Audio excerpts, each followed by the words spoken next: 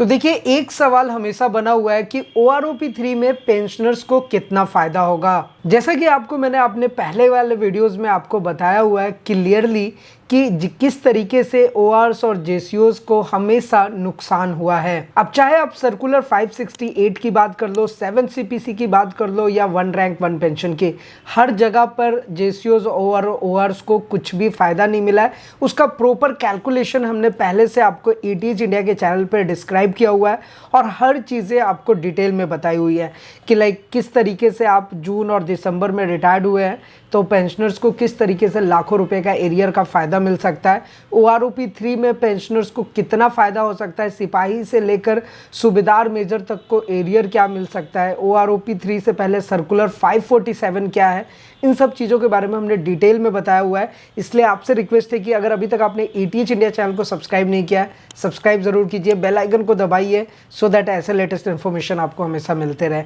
चलिए अब आते हैं हम अपने टॉपिक पे, और वो है सर्कुलर 547 से रिलेटेड 7th CPC और OROP3। तो इसमें एक्चुअल में क्या हो रहा है मैं आपको यहाँ पर बताने जा रहा हूँ। सबसे पहली चीज़ तो ये कि सबसे पहले आपको MSCP का भी नुकसान हो रहा है, यानी कि जो पेंशनर 2006 से पहले रिटायर्ड हुए हैं उनको MSCP का बेनिफिट नहीं मिल रहा है। शायद आपको इसके बारे में पता है और इसके बारे में मैंने आपको डिटेल में बताया हुआ भी है। अब हम बात कर लेते हैं अपने सर्कुलर 568 की, 7th CPC की और OROP3 के। देखिए, हमेशा मैंने आपको बोला कि पेंशनर को घाटा ही हुआ है, क्यों हुआ है उसे एक बार समझिए। देखिए, ये MSCP के बारे में तो मैंने आपको ऑलरेडी बता दिया और इसके ऊपर भी बहुत सारे अपडेट्स चल रहे हैं, लेकिन अभी फाइनली सरकार की तरफ से कोई रिजल्ट नहीं आया, कोर्ट की तरफ से कोई अपडेट नहीं आया, तो इस पर भी अभी बात करना बेकार है। अभी MSCP का फायदा डायरेक्टली सरकार की तरफ से किसी को नहीं मिल रहा है, ठीक है। अब हम अगर बात कर लेते हैं यहाँ पर सर्कुलर 568 का, जो मैं आपको बता रहा हूँ कि यहाँ पर क्यों नहीं पेंशनर को बेनिफिट मिल रहा है, क्यों नहीं पेंशनर का फायदा हो रहा है, चाहे वो 7 CPC हो या सर्कुलर 568 हो।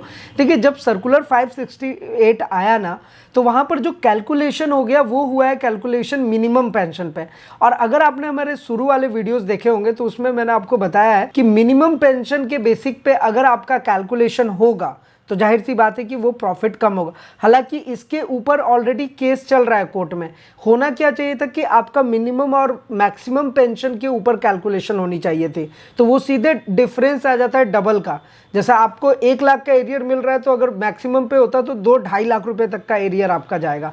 इतना बड़ा डिफरेंस आ रहा है हर एक पेंशनर के साथ, और ये चीज़ें ऐसी है ना कि मतलब हिडन है, लोग इसके बारे में जानते हैं और फिर भी इस मुद्दे पर हम लोग इस पे सरकार को ये एक्शन नहीं ले पा रही है। हालांकि जो एक्स सर्विसमैन के वेलफेयर ऑर्गेनाइजेशन है जो इस टाइप के मुद्दे उठा रहे हैं और ऑलरेडी कोर्ट में केस चल रहा है, इसलिए ये माना जा रहा है कि जो आप सर्कुलर 568 में जो आपने गलतियां की, 7 CPC का बेनिफिट नहीं मिल पा रहा है, OROP1 OROP2 कहीं पेंशनर को कोई फ़ायदा नहीं हुआ, तो कम से कम OROP3 में वो गलतियां नहीं होनी चाहिए। और हम खुश इसलिए होते हैं कि OROP3 में अब पेंशन बढ़ के मिलेगा।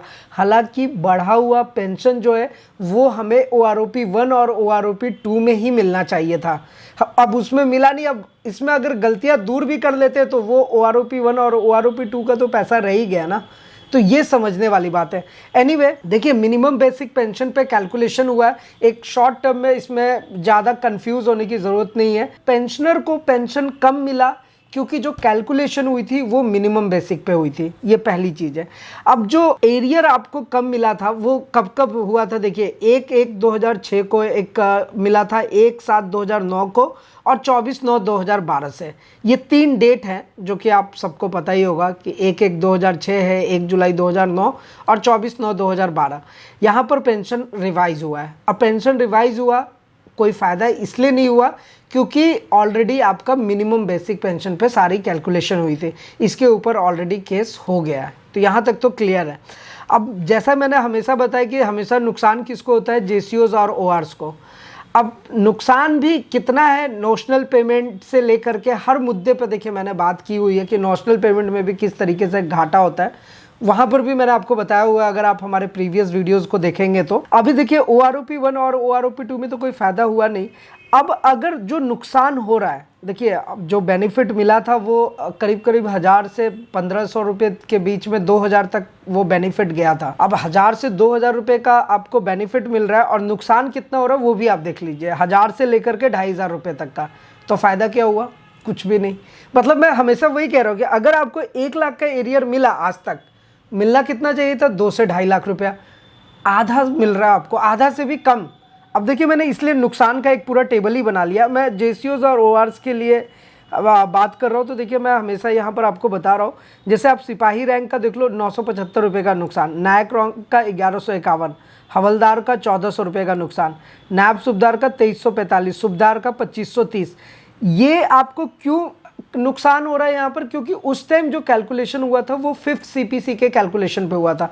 यानी कि जब एरियर आपको दिया जाता है, तो एक तो मैं आपको शुरू से बता रहा हूँ, जो मेजर रोल होता है वो इसलिए है क्योंकि मिनिमम बेसिक पेंशन पे कैलकुलेशन हुई, 5th सीपीसी के आधार को लेकर के किया गया, तो इसलिए इतना का नुकसान हो गया।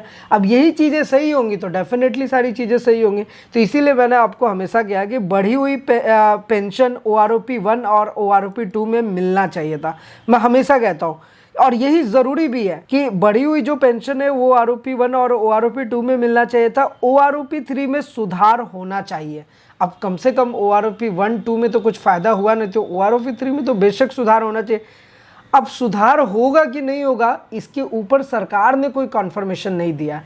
मिनिस्ट्री ऑफ डिफेंस से कोई नोटिफिकेशन नहीं आया है OROP 3 के लिए, कोई सर्कुलर नहीं स्टार्ट हुआ है।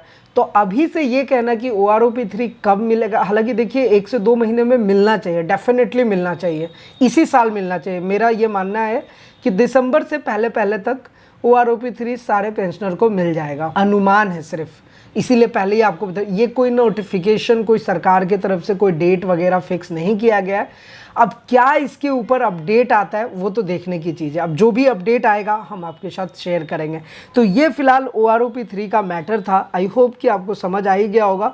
तो कमियां बहुत है, इसलिए हमें ज़्यादा खुश होने की ज़रूरत नहीं कि OROP 3 में अगर सुधार हो गया तो पेंशनर का बेनिफिट हो जाएगा। ऑलरेडी घाटा लग चुका है, मतलब OROP 1 और OROP 2 में। हालांकि ये जो मैं आपको मिनिमम बेसिक पेंशन वाली बात बता रहे थे, इसके ऊपर ऑलरेडी AFT में केस चल रहा है चंडीगढ़ में। अब अगर वहाँ से केस जीतते हैं, रिजल्ट हमारे ही फेवर में आता है, तो होपफुली 110% वो आपका एरियर जो है उसका डबल आपको मिलने जा रहा है, और मिलेगा ही मिलेगा, क्योंकि ये तो गलती है सरकार की, इसमें तो कोई डाउट ही नहीं है। और ये तो इसके ऊपर ऑलरेडी एक सर्विसमैन, बहुत सारे लोग इस पे आवाज़ उठा रहे हैं। तो आपको ये जानकारी कैसी लगी नीचे कमेंट करके ज़रूर बताइएगा। और अगर आपके मन में कोई सवाल है, किसी भी टाइप का क्वेश्चन है, क्वेरीज है, वो भी आप पूछ ही सकते हैं। साथ ही साथ अगर आप अपना कोई एडवाइस या सुझाव देना चाहते हैं किस टॉपिक पे हम और आगे चल करके कंटेंट बनाएं, वो भी आप हमें बता सकते हैं।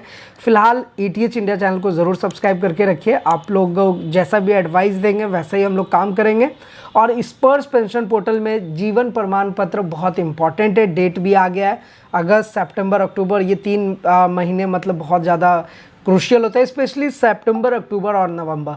इन 3 महीने में ज़्यादा पेंशनर्स के लाइफ सर्टिफिकेट का मैटर रहता है। तो जीवन प्रमाण पत्र अपना ज़रूर चेक कीजिए। और मैंने हमेशा आपको बताया कि स्पर्श पेंशन पोर्टल में बिना लॉगिन किए हुए आप अपना जीवन प्रमाण पत्र का स्टेटस चेक कर सकते हैं। एक बार स्पर्श ओपन कीजिए, यहाँ पर क्लिक हेयर बटन पे क्लिक कीजिए, अपना आइडेंटिफायर सेलेक्ट कीजिए, जैसे कि पर्सनल नंबर या फिर यहाँ से बैंक अकाउंट नंबर। तो पर्सनल नंबर में आपका IC, रेजिमेंटल और GPF नंबर हो जाएगा, और बैंक अकाउंट नंबर में जिसमें आपका पेंशन आता है।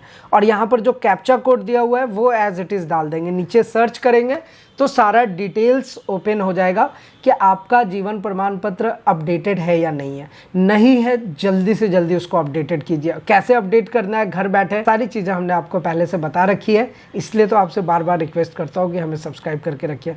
और साथ ही साथ अगर आपका कुछ 5 से 10% ऐसे पेंशनर रह गए हैं जिनका डेटा ही स्पर्श में माइग्रेट नहीं हुआ है, तो उन्हें भी मैं बोलता हूँ कि आप बार बार आकर के यहीं से चेक कर ले। ये आपको बिना लॉगिन किए ये भी बताएगा कि आपका लाइफ सर्टिफिकेट का स्टेटस क्या है और आपका माइग्रेशन हुआ है कि नहीं हुआ है, और हुआ है तो किस डेट को हुआ है। तो ये तो कम से कम ज़रूर चेक करना चाहिए। हालांकि आप लॉगिन करके अपना PPO, corrigendum PPO, entitlements, form 16 सब बहुत ही प्रॉपर वे में मेंटेन कर सकते हैं। स्पर्श में लॉगिन कैसे करेंगे, स्पर्श को ऑपरेट कैसे करेंगे, स्पर्श में क्या क्या चीज़ें हैं, क्या क्या इसके बेनिफिट्स हैं, सारी चीज़ें हमने बता रखी हैं। तो मैं आई होप कि आपको ये वीडियो इंपॉर्टेंट लगा होगा और आप जो भी है हमारे साथ शेयर कीजिएगा। तो फिलहाल आज के इस वीडियो में इतना ही, फिर मिलते हैं किसी नेक्स्ट इंटरेस्टिंग वीडियो में। तब तक के लिए सलाम दुआ रकम प्रणाम सत श्री अकाल। कीप वॉचिंग, कीप स्माइलिंग, अपना और अपने साथ सबका ख्याल रखें। जय हिंद, वंदे मातरम।